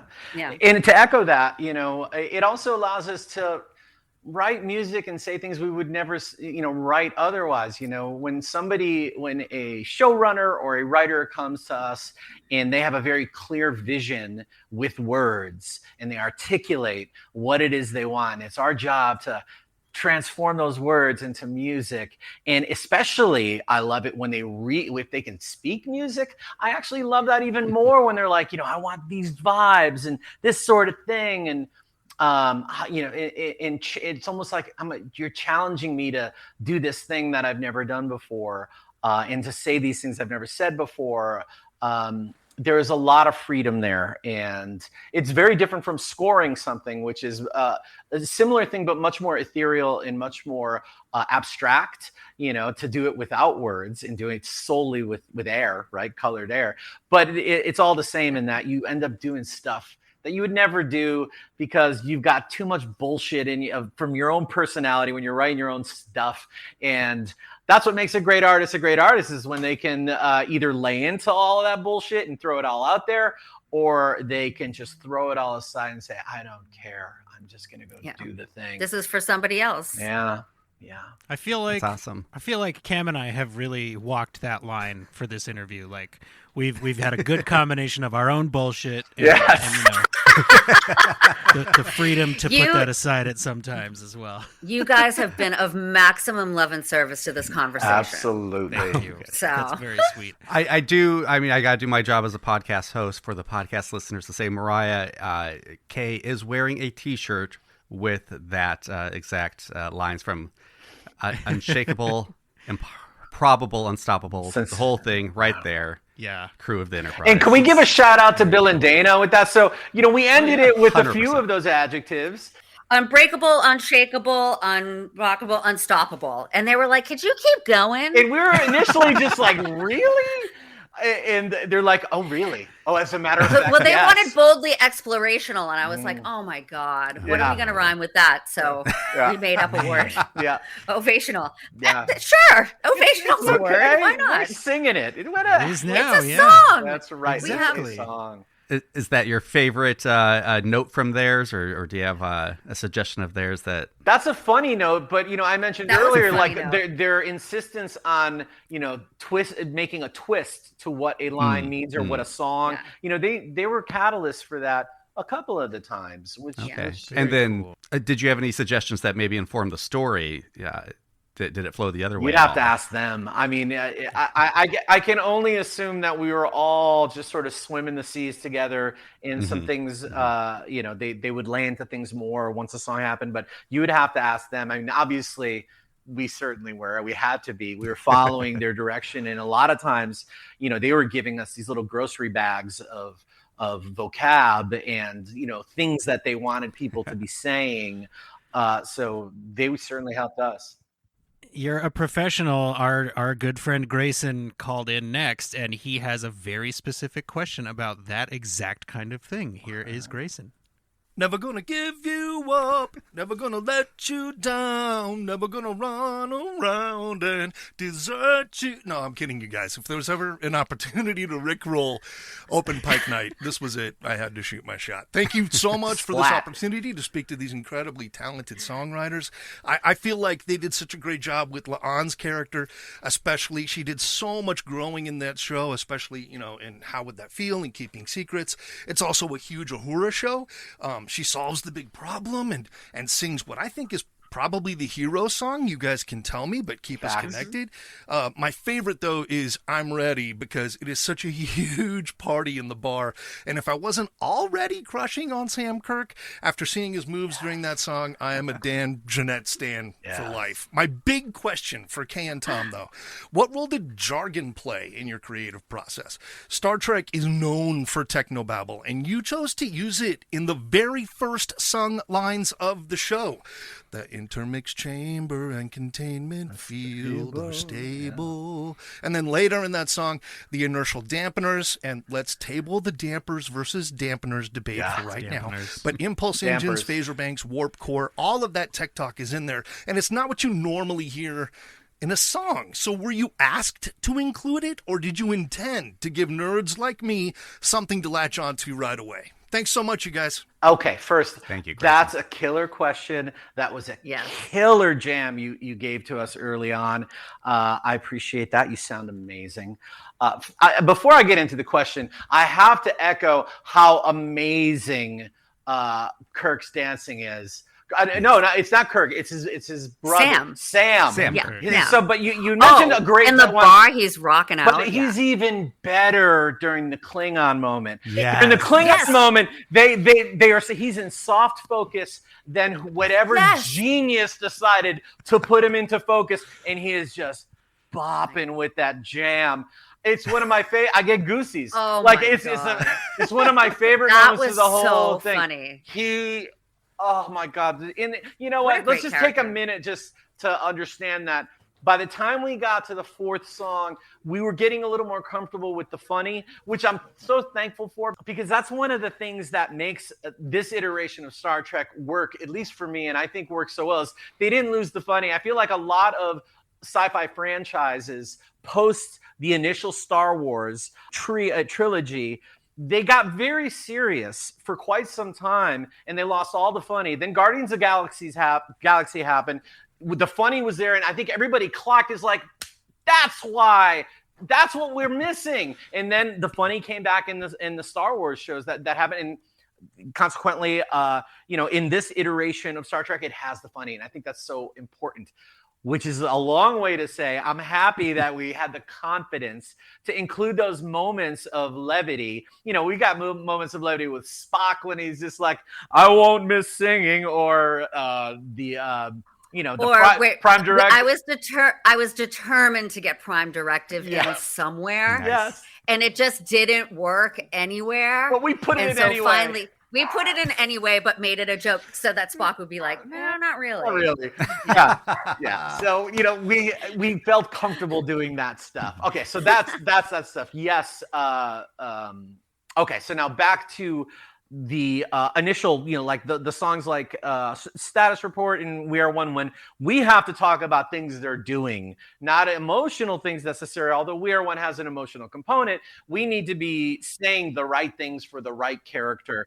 And that's when Bill and Dana, there's simply no way it could have been done without them. They would quite literally say, this is what Spock does. This is, what he's talking about, and just go down the line. And then, putting a melody to those words, figuring out how to rhyme those crazy ass words, and then coming up with a refrain, the apologies, which, it needed to be something that a scientist would say. And, where they're not, and they're not pants on fire about, oh my God, we're singing, they're in control, they're clocking it, they're assessing it in real time, all of these things, and could not have happened without Bill and Dana. Just an impossibility. Oh man, I'm gonna go watch this episode as soon as we're done here tonight. So I just wanted to say something quickly about the Klingons. They only told us, like, since we weren't going to learn Klingon for that, I mean, we could have. We asked if they wanted that. We didn't Thank have. God they said no. We no. did Thank ask. God. We did offer. Yeah, and they were like, yes. no. Yeah. We offered. Because we definitely would have not done that. But we did have to go and research the weapons, the violent imagery, and how are we going to work that into this? And we found the Macleth was the weapon of choice, and and so finding out about the Klingons was the most fun thing, because I didn't really get it. Yeah. But now I do. Make your blood scream, baby. I'm a Klingon stan for life. Yeah. Now I want a Josie and the Pussycats translated into Klingon album. Ooh! Putting that on I bet someone can do that. Vision board. You know what? This is a job for Chat GPT. Yeah. Yes. If ever there was that's one. That's the only thing it's good for. That's the only thing. It's the only thing it would be good for. It's the first time I've ever said that. Yeah. And the last time you'll ever say that, yes. Yeah, it's the opposite of this is a job for a superhero. Speaking of superheroes, we do have a couple callers that are superheroes for our show. They call in every single time we put the call out, and they always bring the magic to their calls. And of course, I am talking about Michelle from Crusher Convo. Hey, Open Pike Night. As you know from my comments on the pod, I adored Subspace Rhapsody. The music is on repeat for me. I absolutely adored the different genres that were used, how the songs tied into the stories and completed character arcs. So thank you so much to those who were involved behind the music and just making that happen. It seems like the season was really well planned out because they knew they had to land in episode 9 with these character arcs. So it's a well thought out season that I think the music and the songs did justice to, and bringing those things to kind of a crescendo, if you will. And as a musician, as somebody who loves music, it was just a joy for me. So thank you for all the hard work you put in. You really pulled it off. My question is, which song was the most difficult for you to compose or put together? And I'm wondering if it was Status Report, because that's one of my favorites, but all that tech talk and the way that you rhymed the different words, it was just wonderful. But I also think of Uhura's song, Keep Us Connected, because that song was very emotional and it tied back to a lot of Uhura's character arc, and the music in it was just wonderful. Music is so important in media, especially visual media, and this just perfectly told the story. So thank you for that. And usually on here, I make a Crusher connection. And I'm just going to say, Keep Us Connected also kind of reminded me of Beverly Crusher's story arc. So if you're a fan of Beverly Crusher, would love to hear what you think of that. Can't wait to hear your thoughts on this one. Thanks for coming on. Live long and prosper. Tom, let's answer that. What song was the hardest to pull off? We'll answer at the same time. 3, 2, 1. We are one. No question about it. And I'll give you a quick little, you asked about status reports. I'll give you a little quickie. First song was written that I had to write. This was I had to start the song before Kay was on board. The clock was ticking. We had just a few weeks. I'm just losing my mind. I had the temerity to call a lawyer. That's right. And have a contract. Have a contract. How dare you, girl? So I had to go. So this was is right here where I'm speaking, and I just had to get to it. It was not hard. It just sort of came to, like I said, Bill and Dana provided me with a nice blueprint of what their a status report might be from these folks, and that one just came out. It was not hard at all. We Are One. A nightmare. Yeah. Satisfyingly tying up whole ships full of emotions gone rampant was not easy. Yeah, just happen. Okay. All right, if you say so. Now, our last caller has a question to ask, but we did tell him we would play a little bit of a remix that he did of some of your music. That because guy. as soon has as been filling up our Discord and posting these on Twitter. Yeah. He has been Which going guy, the extra mile at least. So we put together a little medley.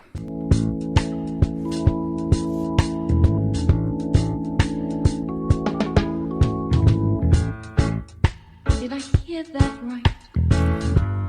Did she just shine a spotlight on her innermost feelings like it's no big deal? Say whatever, whenever you like. Some advice from your senior number one. This I assure tried and true. That's my favorite. Right. The major. The major one. Yeah. Amazing. That's so crazy how it does. It goes to major so perfectly. Yeah, that was the one where I think we both commented on that one on Insta or Twitter or whatever it was. I mean, I said, "Man, you managed to put a smile on that otherwise, sad, melancholy." And you were like, "Thanks." Right. I think, yeah, brilliant, my friend. Brilliant, my friend. Bravo. All right, well, let's hear directly from the man himself. Hello, Captain Idle here from Trek Time. I just want to say a big thank you to yourselves, Kay and Tom, for producing an amazing soundtrack for this amazing Stranger Worlds episode. And I just want to apologise profusely for bastardising your works with those reggae remixes I made, but it has brought me an immense amount of joy. That doesn't mean I'm going to stop. I'm going to make more, but I hope you enjoyed them as much as I've enjoyed making them, and I can't wait to see what you guys will do next, and I'm definitely going to be listening to a lot more of your past works as well. But my question is, if you could write songs and a musical for any other past legacy Star Trek show, what would you call the musical, and what would some of the track names be?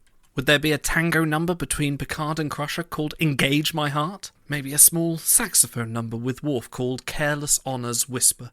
Anyway, keep doing what you're doing. Love every minute of it. Thank you for everything you do, and I can't wait to hear what you're going to do next. You're breaking free, not a possibility.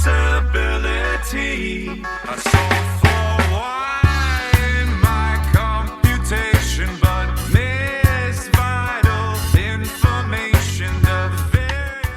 I mean, for Star Trek, I think Picard is screaming for a musical episode. And can you imagine Patrick Stewart probably has the most beautiful singing voice. I bet you. So to write song for like a British stage actor, oh my God, that would be amazing. That's the right answer. I really can't get farther than, I don't know if I can be clever or like obscure because I can't get past Patrick Stewart. That's fully I don't think I could improvise on the spot like it, but I would say, it's not a one of the older iterations, but I think, some musical numbers for Lower Decks, just because it's an animation and we get to go even crazier from a genre perspective. go even more current and even more pop. And you know, the thing with the Strange New Worlds is the beautiful score that Nami creates is this huge, lush, symphonic thing.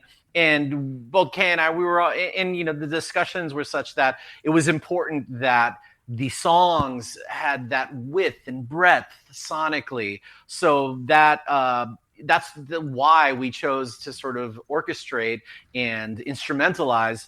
Again, not a word.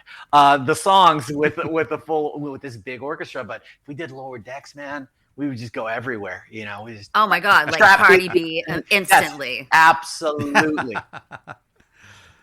Nice. Yeah, I want a Lower Decks episode that's just like the progression of Disney stylings from Snow White to now. Oh my God. Ooh, well, that's a concept, isn't it? Well, I'm just gonna just throwing it out there. Vision board. Feel free. That was pretty killer, bro. I will gladly give you any of Cameron's ideas royalty free. Yeah. Wait, what? No problem. I'm going to take a note from Kay and call my lawyer. That's right. What they say in songwriting: write a word, take a third. That's right. Ooh, I like that.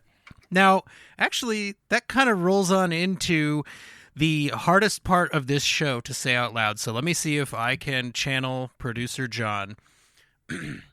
Tom Polce and Kay Hanley. Open Pike Night is an open mic night themed podcast. Did you bring with you a joke to tell our audience? Let's start with you, Kay. Yes, I did. Ooh. This is my joke. What did the bra say to the hat at the end of a party? What did the bra say to the hat at the end of a party? You go on ahead, and I'll give these two a lift. Oh, nice. I like really it. Good. I've never heard that. That's great. It sounded like you were going to go filthy, and it didn't go completely filthy. No, it's a kid's joke. That's so good. It was actually a deleted line from the Doc McStuffins theme. Yes. No pressure, man. Yeah. Oh, okay, so I'm going to just do a musician's joke because I'm a musician and I like this one. So way back, two cowboys descend back into a valley. And they're chatting with each other. And in the distance, they hear these Comanche drums blazing. And one cowboy looks at the other cowboy. He's like, man, I don't like the sound of those drums. And from the distance, a chief yells, he's not our regular drummer.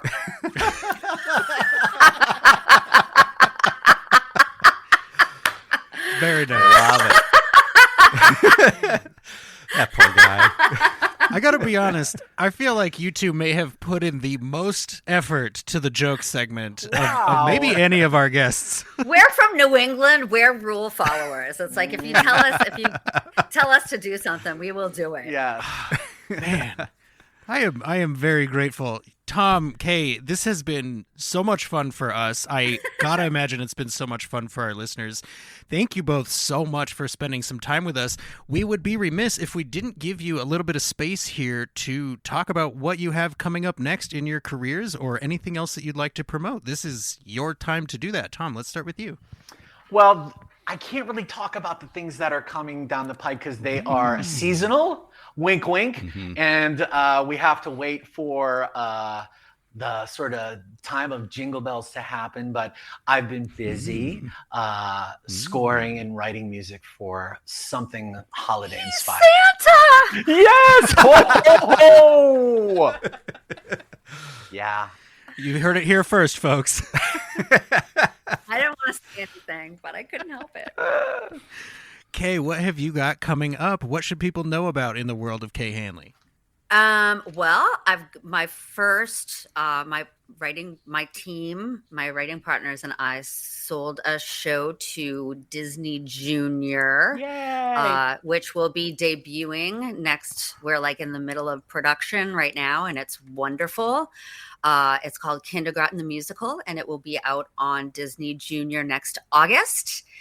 And Letters to Cleo shows in November in New York and Boston.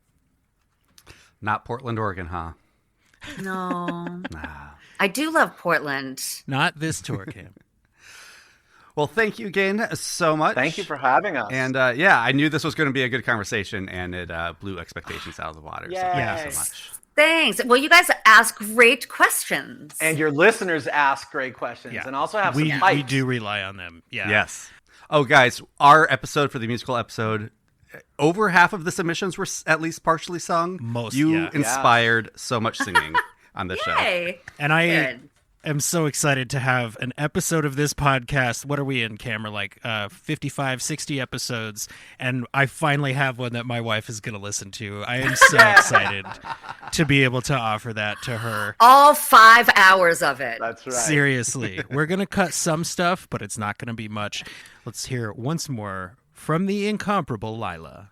Unbreakable, unshakable, untalkable, unstoppable, sensational, invasional, inspirational. You are the Enterprise. Oh, I'm tearing up over Oh here. my God. Are you kidding me? Oh, Lila. thank you for sharing that, Lila. And you also have a great name. My daughter's name is Lila, too. That was Very wonderful, cool. Lila. Thank you. You sing so beautifully. I am going to go watch this episode right now, you guys. Like, it's going to happen. There's no way that I can get away from it.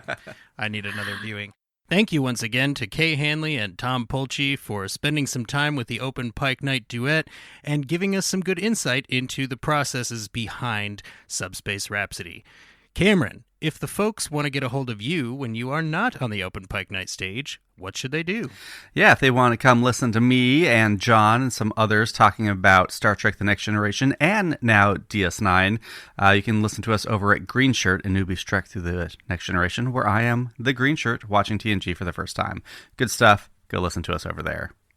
And if you need to get a hold of Open Pike Night, the easiest way to do that is to just go to openpike.com. Everything you need is all in one place. And of course, you can follow the show on really, I think, any social media platform that you can think of at Open Pike. YouTube, Facebook, Twitter, Blue Sky, we're everywhere. Just go find us and listen to us. Jesse, they're killing Google Podcasts, Google Pods. G-Pods. They are. I'm so sad. That's my place of choice, and they're taking it away. I think it's called Podcast Addict. It's pretty fun. It lets me leave a review even if I don't have like an Apple account, for example. But yeah, definitely whatever your new podcast catching app is, make sure to subscribe to Open Pike Night. All to say, I hope everything just transfers seamlessly to whatever YouTube podcast they're changing it to, but we'll make sure we're there once it happens. Fingers crossed. Well, it's been a long night, and the OPN duet has a gig to get to, so make sure you clean up after yourself, tip your servers, and you can go anywhere you want, but you can't stay here.